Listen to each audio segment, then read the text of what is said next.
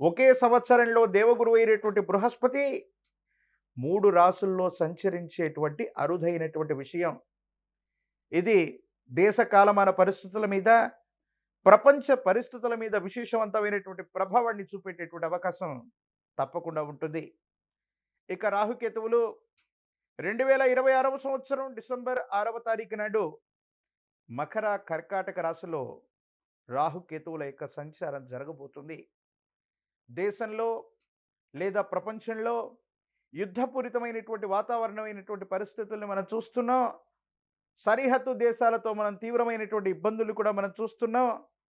Pharma రంగానికి సంబంధించినటువంటి ఒక ఇబ్బంది కలిగించేటువంటి మాట్లాడలేనటువంటి ప్రజల యొక్క ఆరోగ్యంతో, ప్రజలకు సంబంధించినటువంటి ధనాన్ని, ప్రజల యొక్క ఆరోగ్యాన్ని నాశనం చేస్తున్నటువంటి నకిలీ సంస్థల యొక్క గుట్టు రట్టవుతుంది.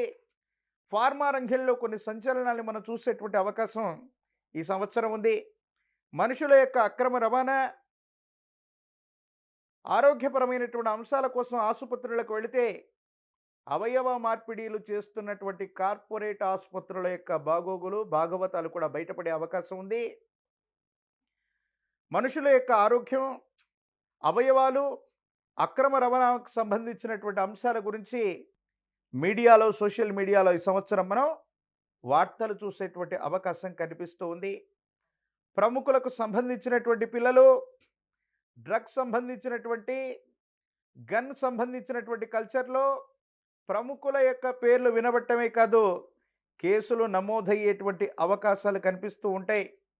కొన్ని సందర్భాల్లో డ్రగ్ కల్చర్ లేనటువంటి, గన్ కల్చర్ లేనటువంటి రాష్ట్రాలు లేదా రాజధానులు లేదా ప్రధానమైనటువంటి నగరాలను కూడా చూడలేమన్నటువంటి పరిస్థితులు కూడా ఉంటాయేమో.